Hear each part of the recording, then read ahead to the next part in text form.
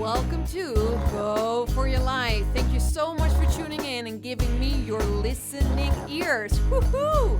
This is a podcast for everyone, about everything, and it's to encourage, inspire, uplift you to go for your life.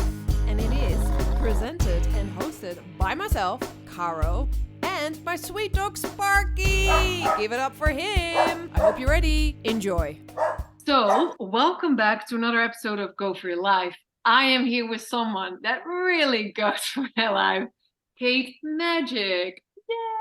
Yay! Thank you for having me. Yes, thank you for coming. So we normally meet each other in Soho on Friday nights with our teacher Stuart Kilchrist, and you're also a friend of Carrie, who's a good friend of mine, and like you've just been around, and I've met your son in this beautiful restaurant in London. Is he still there? Is he still at pharmacy? He actually just left last week. Okay. Yeah. Because that was really cool. He was there for a few years. Yeah. It was really nice to just make that connection, because I didn't realize it was your son, and then he was your son, and it's like so cool. So and here we are. So connection from Amsterdam to London, and I'm just really excited that you're here, because as I was saying to you before, like, you do so much, I don't even know where to start. So let's start somewhere. So I feel like you're very passionate about food, which I'm also very passionate about. So that's really exciting. So I don't know if we could, instead of you introducing yourself, like, we'll get to that, but maybe we can start with your passion for food, and of course also your beautiful company, Raw Living. And I think you're also one of the first people that wrote a raw cooking. Yeah, I believe so. Yeah. Right? So I've been vegan, I think it's 34 years. I kind of lost track now. But I went vegan in the 80s. I'm pretty sure in the 80s. Yeah. And, people always ask why. And really, I just never liked normal food. I didn't like the food that I was brought up on, and I wanted to be vegetarian, and my mum wouldn't let me. And then I became vegetarian as soon as I was able to make my own food choices. And within a year being vegetarian, I went vegan. I think I met a guy who was vegan, and there weren't hardly any vegans around those days, but he just kind of said to me, he explained to me that, in terms of animal cruelty, it's actually, if anything, it's worse what they do in the dairy industry, in the meat industry. And I think I was always gluten intolerant and dairy intolerant. But again, back then people didn't talk about that. People didn't know about that. So I used to get really bad reactions when I ate wheat, and I used to hate, we were made to drink milk at school and everything, and I used to hate that. So I just never liked any of that food. So discovering veganism really started to make me feel comfortable in my body, and I got into yoga around the same time. So I was quite a angsty teenager, and it was really yoga and raw foods that really helped me to feel like it was safe to be in my body, and that I liked being in my body. And so it's kind of become part of my mission, I feel, because so many people say, oh, you can't be healthy vegan, you can't be long-term vegan, you can't raise kids vegan, and to just kind of prove otherwise, and I think you have to be careful. And I think, with the current wave of interest in veganism, there's a lot of people just doing junk food vegan, and just because you're vegan doesn't mean you're healthy. You just have to pay attention to nutrition in the same way. And it is harder to find out what is good vegan nutrition, but it's not impossible. And as long as you're paying attention to certain key areas that we can get into if you want to, I think it is possible to be a healthy long-term vegan. And I did raise all my kids as vegans, and they're all in adulthood now, and they've all individually, independently maintained a vegan diet. So they're all, I don't know, they're like 100% vegan, but they're pretty much 90 something, 90%. Like, I don't police, and probably when they're out now and then they have other stuff, but they're pretty much, they've stayed it independently, and they're all in really good health. So Yeah, it does upset me when people go, oh, you can't be vegan, you can't be healthy. Yeah. No, of course. I mean, you are a living proof of that's absolutely BS, and so are your sons. So, I mean, and do you feel like when so you were saying like you were, of course, like you were such a revolutionary really in your time in the early 80s. Was it also, did you have to do a lot of your own research to really get it yourself, or how did it work? Because as you were saying, no one was really doing it at the time. Yeah, and the big difference as well, which we can't really remember now, but we didn't have the internet. Yeah. So Yeah.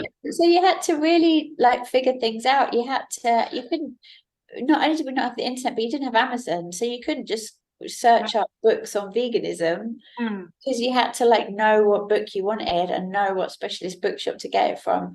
So yeah, it was a lot more trial and error. I just think information back then spread a lot slower.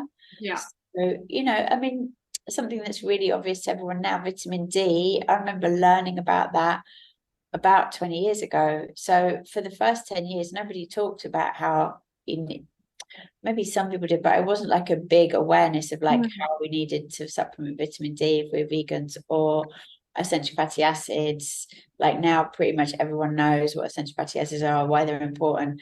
But definitely, I think Udo Erasmus was the first person to really pioneer that work. And definitely when I started, people didn't talk about how to get your healthy fats. So that's why I think there is so much more vegans now, because that information is easier to find, whereas it was definitely, you had to look a lot harder back then for sure. And it's also just now, I mean, when my eldest son was a teenager and he left home, it was just like the best time, because it was just when vegan was getting super trendy.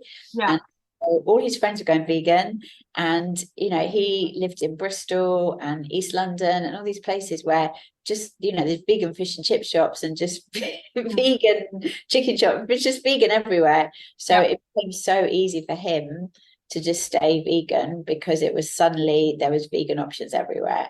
Whereas 30 years ago there wasn't like even biscuits and chocolate and all stuff that's just standardly vegan now, even if it's not healthy, with just mainstream stuff. They've took out all the animal fats out of everything. But back then everything had like animal fat in everything. Yeah. Hydrolyzed milk protein, that's what it was. Yeah, exactly. Yeah. No, so and you were saying as well something about, I mean, I remember we had to drink milk at school, like in my primary school, you got a glass and they would just stand there and just make you, you had to sort of drink it in front of them and stuff. And I was always a bit like, this is kind of forced. And I used to drink it so slowly that the teachers would get fed up with me and tell me, because I still like, I hated it so much. Yeah, me too. Yeah. Also just really didn't enjoy it. Like the thing was like, for me, dropping dairy was not a big thing, because I was like, I don't even like it. It was just something that I was really, passionate about in first, or enjoyed the taste of anyway. And as you were saying, maybe I also felt like there was some kind of tolerance anyway, as you also felt that. Because for you, so here you are in the 80s doing your thing. Was it always raw? Like, was raw living something that was there from the beginning, or did you kind of get to that in your journey? Yeah, so I became vegetarian, then I became vegan, and then as a vegan, I just gravitated towards fruit and salads. That's what I liked, and I was doing a lot of sprouting, and then I think it was 1992 when someone said to me, "Oh, you eat like a raw foodist," and that's when I discovered that there was a thing called a raw foodist. That's when I started to label myself like that. But I just liked fruit and I liked salads, and that's what I felt good on. So yeah, it was just like naturally that's what my body gravitated to.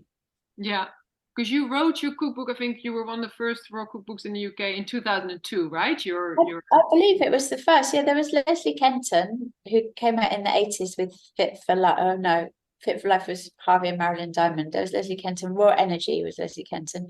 And she did talk about raw foods in that, but it's not really a recipe book. And there are recipes in it, but they're not for most of the recipes. Yeah. I think mine was the first actual like fully raw recipe book. That was 2002. Yeah. Wow.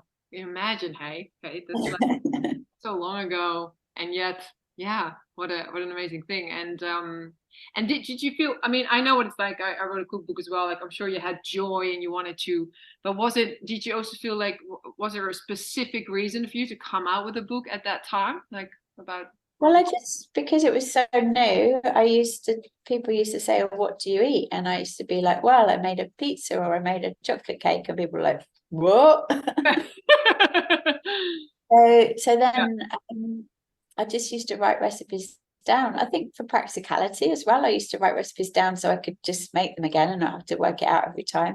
Mm-hmm. And then share them with other mums when my kids were little. So share them with the mums. And then I think I just, I mean, I always knew I wanted to be a writer when I was a kid at school. That was the main thing I wanted to be, was a writer. So I guess I just kind of naturally felt like, okay, well, here's a book. And I was just really fortunate to get published straight away. And it was just before Amazon. It was literally like a year or two before Amazon like destroyed the publishing industry. So publishers still had money, people still book books from bookshops. It was before people stopped reading books. Really. Yeah. I think if it had been 5 or 10 years later, it would have been harder, but at that point publishing was just still intact. No, but it's really interesting what you're saying, because I was on a vegan festival the other day, and I was selling a few cookbooks because, like you, I'm very passionate about cookbooks, and I wrote a cookbook myself, but also I just love cookbooks. You know, I'm a chef, I enjoy it. But you can really tell that people just don't give a shit anymore, because they just kind of they pick one up and like, oh yeah, whatever. I can find that stuff free on Instagram, or I'll find a cheaper version on Amazon or something. It's really changed. Like, something is really different now, I feel. Yeah, people just have really short attention spans at the moment. Yeah. Since social media, the way that we consume information has changed so much. And I've actually pretty much come off social media completely now. I mean, still have an Instagram account, but my rule is no scrolling. So I don't scroll on anything, and my brain is so much happier. Yeah. Like, I've been cutting it down. I got rid of my Facebook in 2013. Yeah. But still I was scrolling on Instagram, and just now I'm doing no scrolling. My brain is just like so much more focused and clear and happier. It's so bad for us, all that. Like you say, it's just it means that we're not appreciating the information, because you're just like next thing, you're not taking anything in. Yeah. No, I find that it's sort of like, or this like that sort of thing, but also like, oh yeah, I can do a better, like I have a better one like that, or I can do, like, oh, I'll look at this now, but then I'm not really interested. I'll find something that is more like, I don't know, it's really an interesting, and I've really seen, I mean, for you it would be even bigger, as you're saying, you started in the 80s. Like, I've even seen that process just being around for 20 years, now, and sort of seeing like, wow, something's really changed. Sometimes I'm a bit in shock about it as well, because of my love for books and cookbooks, so it's really since we all became addicted to social media, and it is so addicting. Yeah, no, I definitely, it's a big thing, but at least we still love books and cookbooks, and it's nice. I mean, you wrote a few books, right? Like, you've written a few books in your time. It depends how you count it, but let's say 7. It's basically 7 at this point. Yeah. And are some of them are the first few are cookbooks, Kate, and then you've also written some books that are. So there's Eat Smart, Eat Raw. That was the first one. Then Raw Living. They were both published by Grub Street. Then Raw Magic. That was published twice, first by an English publisher, then an American publisher. Then there's one called Ecstatic Beings, which is a out of print, like a little secret book. Everyone. I did it with a lady called Shazzy. And then what came next? Then I think there was a bit of a gap. Then it was Empowered Woman, which is about female hormones. Oh, nice. Raw Transitions, which is a 28-day guide menu plan into transitioning into raw foods. Nice. And then that's it, 7. So Actually Magic, which came out in 2021, which is like a metaphysical guide. Wow. That's really cool. Something completely different. Yeah. Oh, and then no, that's 8 then. So then we get to 8 because I counted aesthetic beings. So then the one that came out this year was Magic Kitchen, which is another food recipe book. Yeah. Super nice. Yeah. Super nice. Well, plenty of books we can buy, not on Amazon from. Well, they're not on Amazon, they're only on rawliving.co.uk. Exactly. Very good that we, because that's the thing as well. Sometimes when I ask people, like a good friend of mine just, wrote a vegan cookbook, but he's in Africa. And I was like, oh, can I get it? And then he sends me this Amazon link. I'm like, can you just send it to me and I, send money to you or something? I don't know. I just don't want to go there. Don't want to do it. But yeah, no, that's really, that sounds really, yeah, quite amazing. So you have really become a writer then, Kate. You've been writing a fair bit. Yeah, I'm working on another book now, and I've got another one that I've written that's unpublished still, which I guess I'll publish in 2025. Yeah. So Wow. they keep coming, yeah. And do you feel so? We'll get into it in a minute because you also have a beautiful place in Bali. Do you give yourself time, like, okay, I'm gonna go to Bali, I'm gonna give myself, I don't know, a month or however long it takes, I'm gonna write a book, or is it like sort of just processing in you all the time, or like how is your process when you are writing? Yeah, that's a good question. I feel like as a creative, it's like a need in the same way you might feel like as a yogi, it's a need to do yoga, or if you're into going for a run, you might feel like it's like these things that you get into habits of that you just don't feel good in yourself if you don't do them regularly. And so as someone who's highly creative, if I don't have some time for creativity within my week, I just feel not right in myself. And so I've learned to be really efficient with my time. And this is partly why I've always been quite good about not overdoing social media and staying off it, because I just have always realized it's such a drain of your mental space. And, like I always have my notifications off on my phone. So I try and keep my mental airwaves as clear as possible and just be really focused and efficient with how I'm managing my time so that I can do everything I've got to do, which, for any woman or man, but particularly women in the 21st century, we've already got so much to do in terms of self-care and looking after our homes and being a good friend and a good partner and maybe a good mother or a good daughter, or all these roles that we have to play. So to be able to, and your work, whatever that is, your career, so to be able to carve time for creativity on top of that, I think I'm quite disciplined with how I schedule my time. Yeah, I think it's beautiful what you're saying also about kind of that mental space, clearing it for creativity, because I think it's hard to, that's why I was asking. I think that for a lot of people that are creative, sometimes it comes in waves and sometimes it just isn't there. And I think like you're kind of making space for it to just, nurture it there, like for it to evolve. I think that's, right. Yeah, I would say I'm really, and I always have been really protective over my mental airwaves. So I'm very selective about what I'm allowing to come in. And then that means that I can focus in the way I want to focus rather than being caught up with other agendas that I'm not so interested in. Well, I think it's good. I mean, to me, honestly, I feel also from getting older, like I also feel that you're being stricter. You're just being strict. You just not going to waste time on certain things, and things that you do care about, things that you don't care about become a lot clearer, I would say. Right, definitely. Definitely. It's very, very good, good advice as well. And then, so yeah, you do have, you showed me a link even, and I mean, I can see myself just sitting there in front of it. Is your beautiful home in Bali. So you have a beautiful place. How long have you had that place? And tell us a little bit about your love for Bali, because it's incredible, really. Yeah. I think I first went in I think it was only 2018 was my first trip, or 2017. It was 2018. And completely fell in love with it straight away. I just feel like there's certain places in the world that you resonate with and other places that you don't. Sometimes you go on a trip somewhere and you're like, okay, I went there, I can tick that off, I went to Bali or whatever, Yeah. get obsessed about.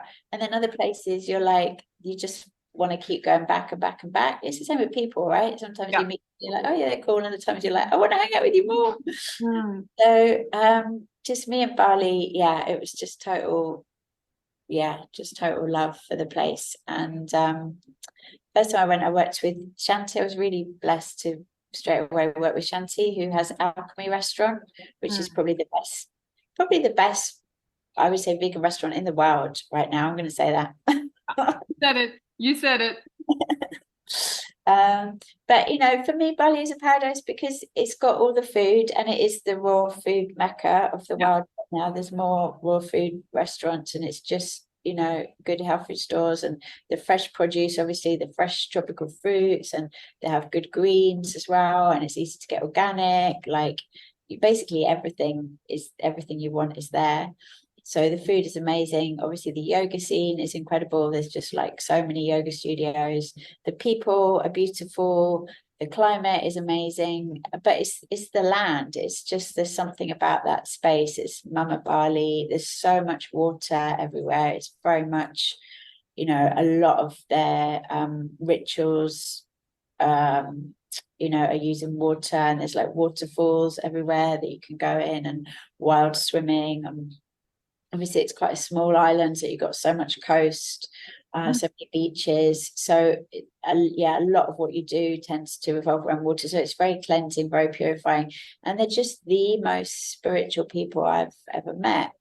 And everything is a ceremony. Like they make little ceremonies every day, sometimes twice a day. They have so many points in their calendar, full moon, new moon, where they're having ceremony days.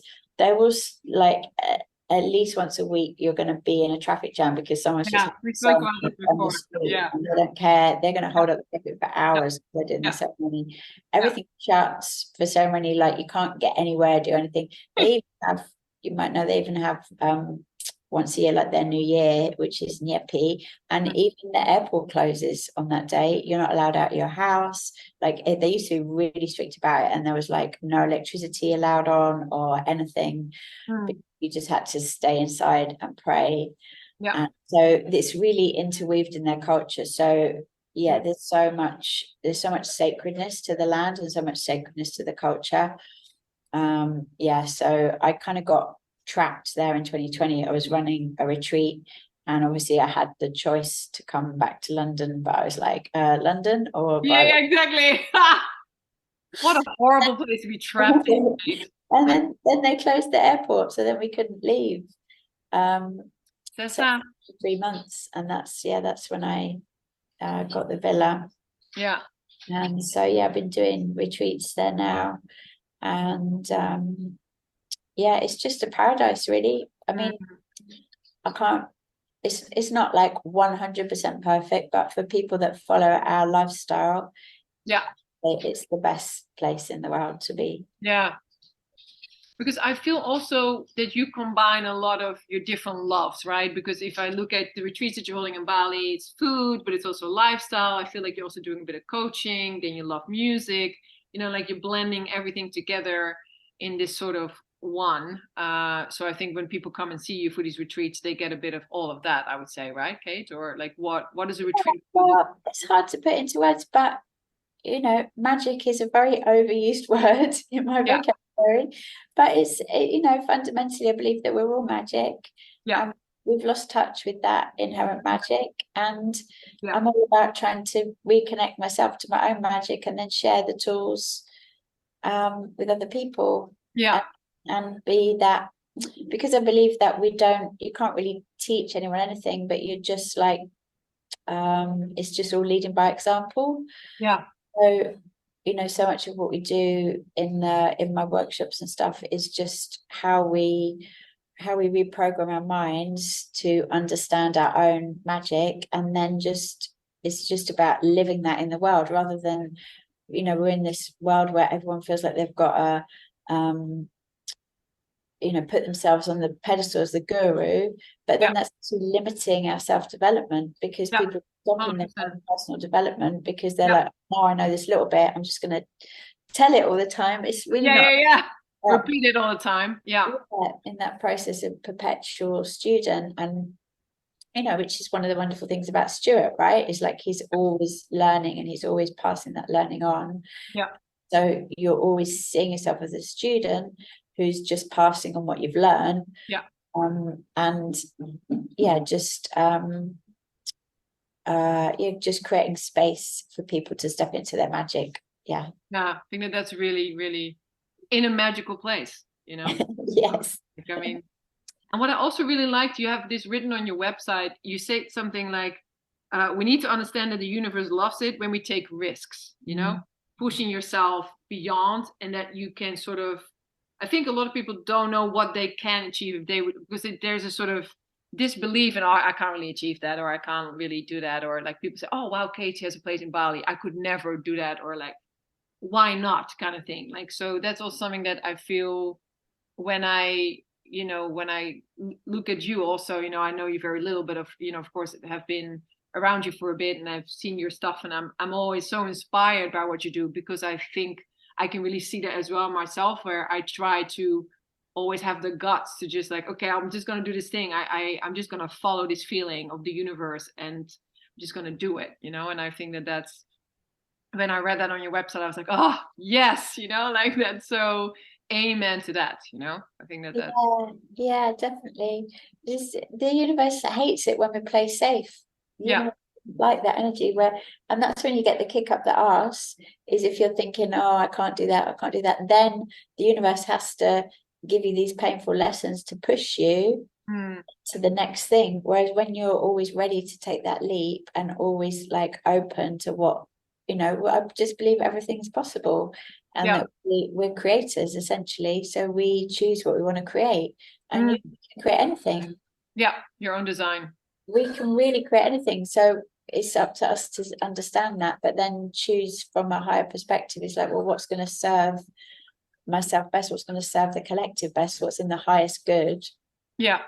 Everyone and everything. And then you're working with universal energy, and everything just aligns. So when you work with that energy, everything falls into place in such a magical way that when you're holding yourself back or you're operating from limitation, then that's the frequency you're on. Then you're getting limitation. But when you step into that frequency of knowing that everything's possible, and knowing you can create whatever you choose, and that the universe is abundant, then that's what you start creating more and more.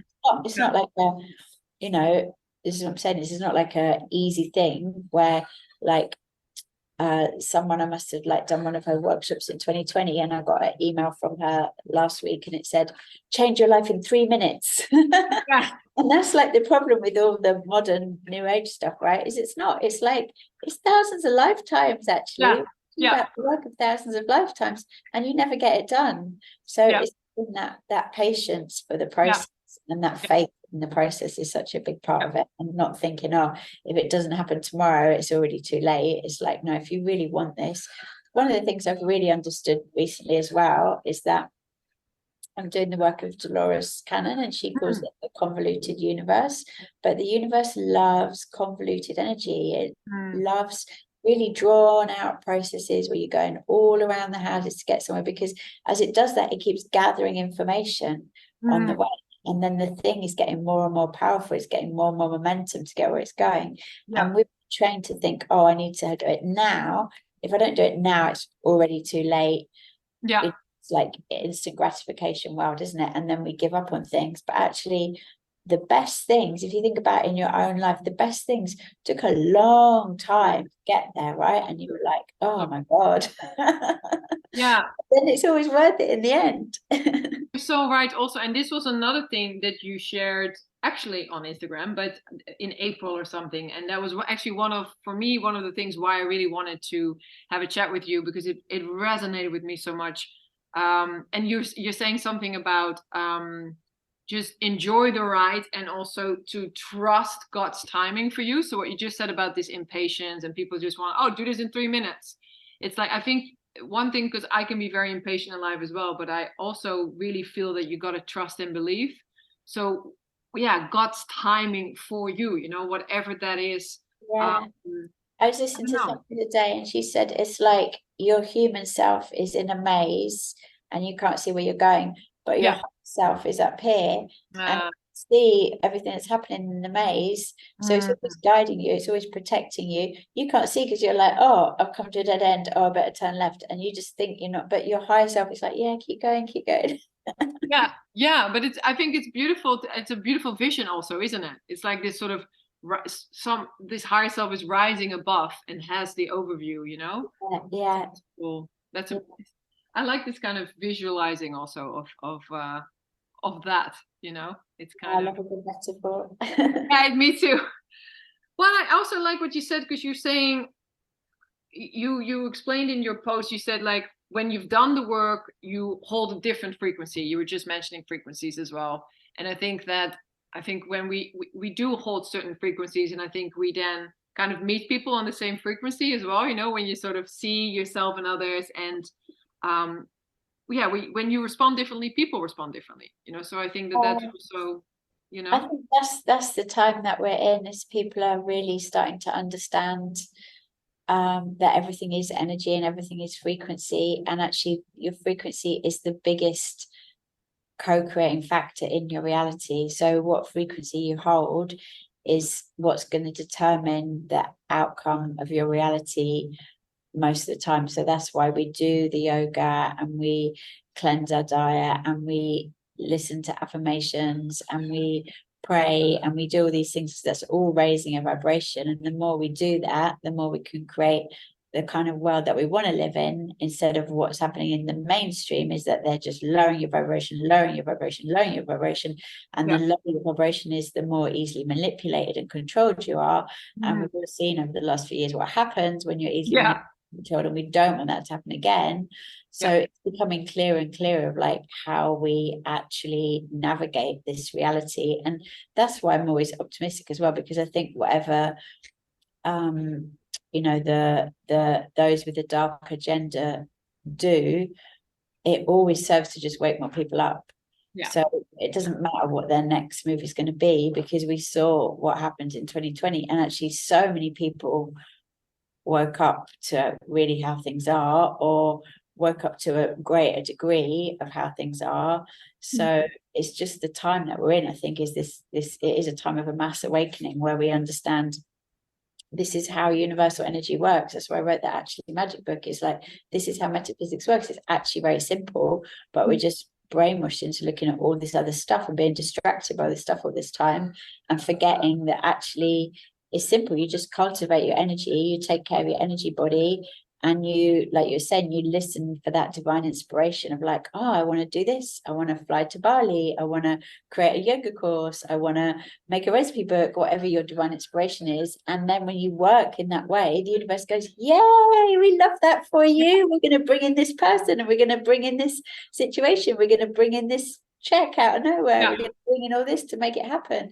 And that's how it works. And like, I've got so many personal stories, but then also everyone tells me their stories. There's just like endless stories of people creating miracles in their lives where it seemed impossible, and then they just had that faith and they had the belief, and like, wow, we did it.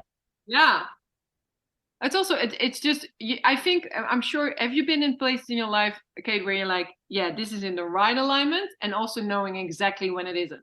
Like you just recognize it, don't you?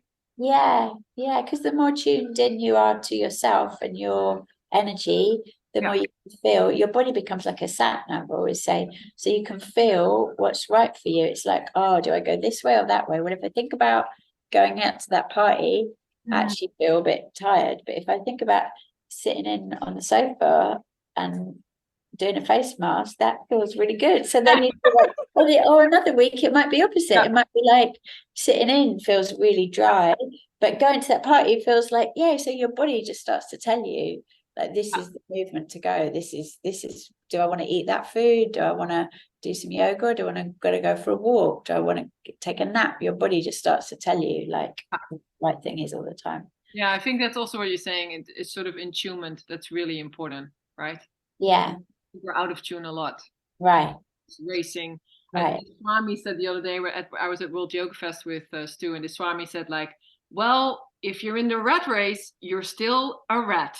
You know, like you can be like racing around and yeah, you just gotta remember that that's still what you're doing. And I think it's important to yeah, to also really take a moment to just have a connection with yourself. You know, I find that you seem like someone who also is taking the time to have these pockets of joy for yourself, right? Like, Right, right. And also being aware that it's all a process. You're always in the right time and the right place for you.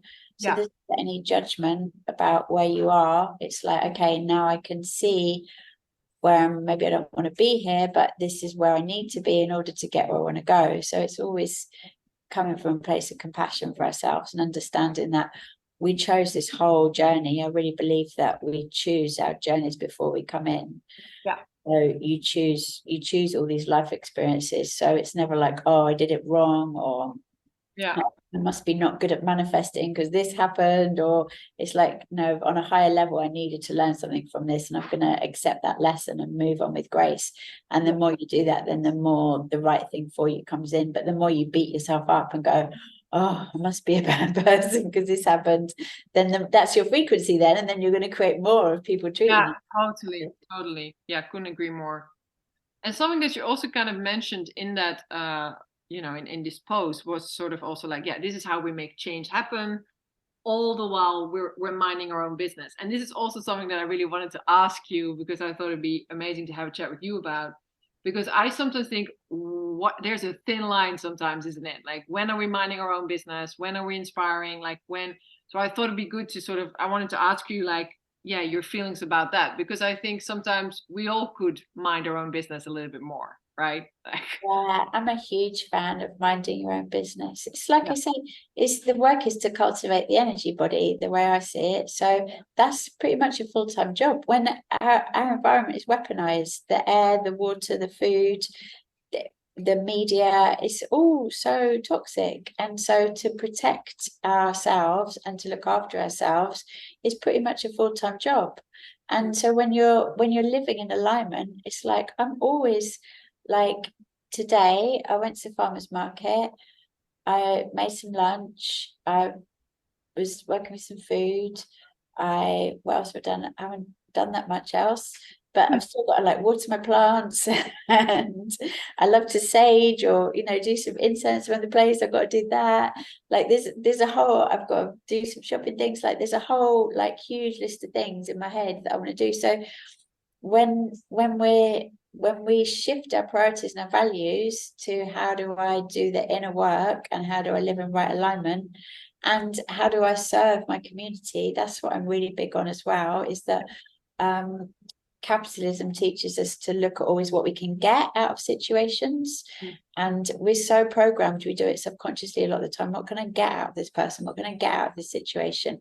But I actually believe we're here to serve and we're here to give. yeah, So when you look at things that way as well, it's like, well, you have to take care of yourself so you've got something to give. If you're always thinking, what can I get? If you're coming from the place of I'm not enough, which is what they program into us as well, right? We don't love ourselves enough. We don't feel like we're enough just as we are. So then we're always looking to get things. And then that's how we get caught up in that rat race that you're talking about, because you're like, oh, I need this to be happy. I need that to be happy. I need to get that done. I need to get that done. And then you're just never happy, because that's your frequency, right? Is I don't have enough as I am. I need to get the partner. I need to get the job. I need to get the book deal. I need to get the house. I need to get the thing in order to be happy. You can get the house and the partner and the book deal and you're still not happy because that's your frequency. But the more we cultivate that frequency of gratitude and how can I be of service, it just shifts our whole relationship to everything. And so you're not chasing after anything anymore. That's, to me, that's divine feminine energy. Is you're not chasing after anything. You're cultivating your own energy and knowing that when you do that, everything comes to you. Everything you need comes to you. yeah, And it is a full-time job. yeah, definitely. But I think also the way you describe it, I think the more we do this work that you're describing, I think we also get less judgmental towards others, right? Because we're so in tune with ourselves. And Yeah, I fundamentally believe we're all on a journey and we've all chosen exactly what is right for us on that journey. And it's not my business to judge anyone else on their journey. And if they're in a place in their journey that I don't resonate with and I don't enjoy, it's up to me to direct my energy somewhere else, not to tell them how to fix them, because any if we think anyone needs fixing, that's just a projection of how we feel about ourselves. So nobody needs fixing. If I feel like, oh, I can see something in that person that I don't like, that's my issue. And either, you know, if it's someone close to you, then that's something you've got to work out for yourself, something karmically you've got to settle. But if you don't have to be around them, just focus your energy on other things, and then you'll create people in your life that you do resonate with. But it's never our job to fix anyone else. No, I think that's really, really, really great advice. I think I once had a teacher who said, fixing, you fix toilets. You don't fix people, you fix toilets or things that are broken, you know. And because I think also when we start to think that we need to fix someone, you're still going to put yourself in a higher position. Like, I am going to fix you because you need fixing or something. Well, a lot of times, especially with women, a lot of times it comes from good intentions, and it comes from a good place of like, oh, I can see how if you just change your diet a bit, or you do more yoga, or you like to do meditation, you'd be so much happier. But you know, anyone who's done any of this kind of work knows no one wants to be told. Exactly. So you learn pretty early on, oh, okay, actually I can influence more by just looking after myself and having good energy and spreading love that way, and raising the vibration that way, rather than I mean, I definitely think it's coming from a good place. But I definitely think when I was younger, I got caught up in that idea, like it was my job to save the world. It was just really exhausting. Weight on your shoulders, I felt the same, definitely. It was so exhausting, and it was such a relief to realize I didn't have to save anyone. I just look after myself also. And I think it's also leading by example, which you do, which you are a very good example of doing. I mean, then people just want to know what's, you know, I want some of that magic. Right. Yeah, definitely. And so for your, like, are you doing any more retreats soon? Are you taking people to Bali or? So when's this coming out? Soon. I mean, we're in September now, like probably the end of September or early October. So I'm actually going to do it in October for Semaine on the full moon. I'm doing a ceremony in central London, because I believe that central London is a really important place on the Earth grid. So I've been doing a lot of work in that area, clearing the ley lines, and I did a ceremony for summer solstice, and that was really great. So I take people on a little tour of central London, City of London, and show them like the kind of power points on the grid, and you know why they're placed there, and we kind of talk about all that stuff, and then we do a ceremony at the end. So that's for Semaine, full moon. And then I think I haven't posted it yet, but I'm doing this Dolores Cannon work, which is the past life regression. And I'm going to do a group regression, because one of the things I love about the Dolores work is they really insist that you do it in person, because if you take people into deep hypnosis, it's actually really dangerous to do that online. But they also have this thing called a group regression, where it's a lighter form of regression, and you can do that online. So I'm going to do that in November.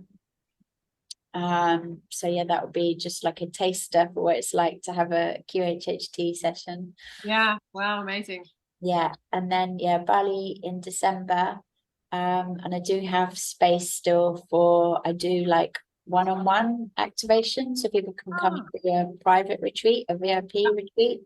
And it actually is surprisingly affordable, and it's like you just get so much more than a group retreat, because you can really tailor the whole thing to what you need. As you say, I can offer the yoga and the past life regression and the Reiki and the food and the coaching. So I've just done one of those so far, but it's such a beautiful experience. I've done a few in London as well, but it's such a great way for people to just really get fully what they need out of the process. And then I've got the group retreat, which is in January.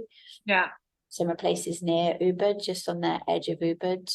So that's like a 5-day retreat in January. And then I'm taking a group. I don't know if we have any. We have a couple of spaces left at the moment. We're going to Egypt in April. Wow. Yeah. Amazing. Yeah, to do work with the stones there. So that's similar, like yoga, meditation, and just some past life stuff and visits to the stones. Yeah.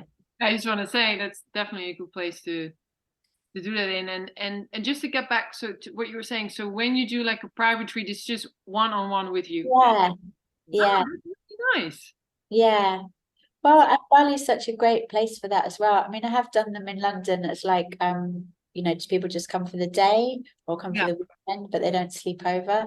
But Bali, obviously, you can stay with me, and there's just there's just so much to experience in Bali, like the massages and the spas and the waterfalls. And so you're combining all that and just creating your own week-long holiday is pretty phenomenal. Yeah, that's incredible. And I would say that you are like an amazing teacher and guide for for many people that spend time with you. And would you say like so do you have people in your life that are, except we both know that we have a yoga teacher we both love, but do you have certain teachers or guys that really helped you on your magical journey in life, like that are still life? And yeah, well, that's a good question. I mean, I think I've always had a very strong awareness of my non-physical team, and as a child I didn't really understand that, but I just had a lot of connection with that. And again, as a teenager, I had a lot of connection with it. And I think when I was younger, I just thought everyone had connection with their non-physical team, and that would be a whole podcast interview in itself in what is that. But definitely they're very present with me, and that's why I like spending so much time by myself as well, because I really like to be able to hang out with them.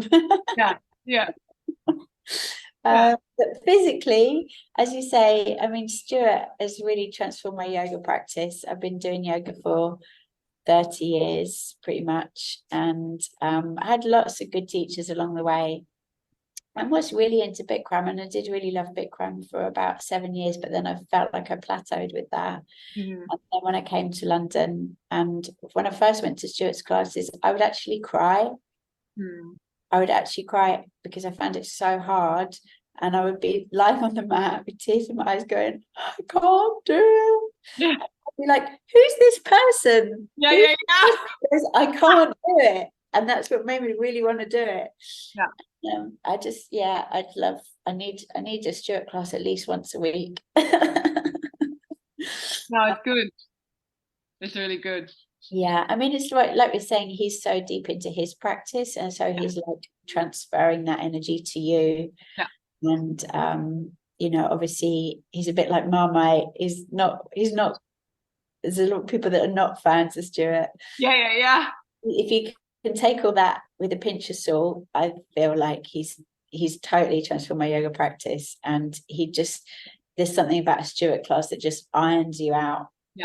Like those Friday Soho classes are just like like that's my perfect way to end the week. And then it's like I feel like I've got rid of the week's energy.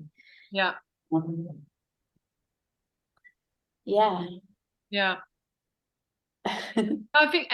think teachers are important, on our journey, Yeah, well, I think studying is really important. So like we were saying, keeping being the perpetual student. So I'm really learning a lot from the Dolores work currently, all the QHHT stuff. I'm learning so much from that, and I just always love to be studying something and learning something, and getting deeper. I mean, that's the thing about when I did the teacher training with yoga with Stuart as well, is that I'd been doing yoga for so long already, and thought, well, it's crazy that no one's told me about the namas and nyamas.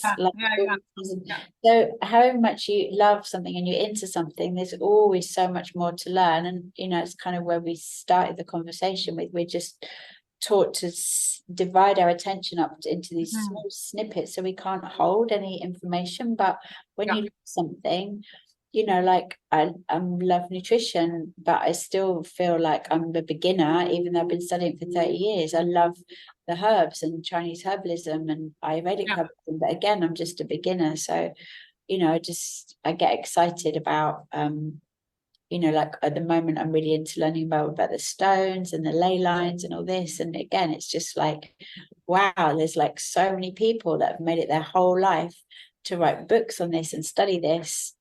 And there's so much to learn. So yeah, I love just being in that place of the endless curiosity. Yeah, it's good, right?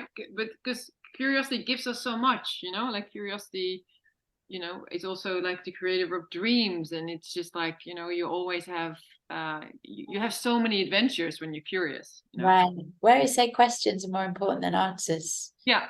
When you know how to ask the right questions, then the answers are always revealing themselves to you. Whereas when you think you've got all the answers, you've lost touch with how to find more answers. Lift the questions. That's definitely. Yeah. And well, I'll definitely love to have you back for the what did you say, the non-physical team. We definitely need to talk a little more about that, because I love to explore that with you. But as a last question, like, what is because you do so much, hey, like we've just said it, you have the food, you have the music, you have your own, because I think you also have a show on the radio, right? You're also on the radio. Amazing. What is the vision for yourself for the next few years? Like, do you have like some, what do you see? Well, it's like I'm saying, it is just to cultivate my energy and it's just like we've been talking about, is just keeping that curiosity and just trying to enjoy life as much as possible and enjoy the journey. And I think when you do that, like I didn't plan to do teacher training with Stuart. That just happened. I didn't plan to do QHHT. That just happened. So I think the best things in life come when you're not expecting them, and they're just like, oh, now I've met that person, or oh, now I'm going here, or so I just try and stay open to just having as lovely time as possible. Yeah, well, I think you're doing a great job at it in different places in the world as well. Yeah, no, I do love to travel. Yeah. Well, I absolutely adore everything you do, and I think you really are a great example for others. Like, you're a true inspiration to me, and I was really excited and happy when you said yes, I'll come on your podcast, because you definitely were someone I wanted to talk to for so long. But like, after Soho, we usually just have a quick chat, and then it's like hold on to Shavasana a bit longer, and we get back into our life. So this really was really nice to chat with you a bit longer, and I'll make sure that people can find you, and because that was another thing that I quickly want to ask you with Raw Living. That's also an online shop, right? Like, people can buy your products. Yeah, I've had it for 20 years now. I started it 20 years ago. I work with my business partner, Chris, and we sell raw foods and superfoods. We did used to sell them all over Europe, but since Brexit, it's a bit harder. Raw foods and superfoods and all things for a high vibe lifestyle. Yeah. And so at the moment, it's mainly the UK then that got to be in the UK. Yeah, I think it varies from country to country, but I think really what happened a lot post Brexit was people just decided that it wasn't easy to order from the UK anymore. So people just kind of like, I don't really order from Europe anymore, because I just kind of feel like, oh, it's probably going to be a hassle. So if you order small orders, and it depends on your country as well. It depends on what you order. It's not impossible, but it's just not as straightforward as it used to be. Yeah. Brexit ruined so many things. It really did. I mean, it destroyed our business. It was terrible for our business. Yeah, I can imagine that you've definitely had a downside of that. But I'll still put a link in, and people can check out I've had a few of your products, and they're wonderful. So definitely for people to check it out. And I just want to thank you so much for taking the time to chat. I thought you were in Bali, but you are in London, even though like no one can. This is of course, you know, a recording only, but Kate is sitting in this beautiful yellow chair with like all these plants around her, and I really thought she was in Bali when I first saw her. But I love it's the Bali spirit, I guess. Yeah. And I hope that I get to in the future come to Bali and see your beautiful place. Oh yeah, I do rent the villa out as well when I'm not there, so yeah, rent it too. It's such a beautiful space. Yeah. Well, thank you so very much. And for everyone listening, please check out Kate and all the many things she does. And yeah, you can just find all the links here in the show notes. And you know the drill, be good to yourself, be good to others, especially the animals. Thank you so much, Kate. Thank you. Thank you all so very much for listening to Go For Your Life. I really appreciate it. And if you liked it, you know what to do. Please leave a review, leave a comment, share it amongst friends, do whatever you can do to support me and this podcast, because it is my life. Thank you very much, Miguel, for doing the editing. Thank you so much, Maria, for your beautiful designs. Thank you, Sparky, for being the best co-host ever. Thank you, animals worldwide, for your daily inspiration to keep me going, for always putting that fuel in me. Thank you so, so much, because we know the drill, right? Namaste, vegan. Go, go, go, go, go, go, go.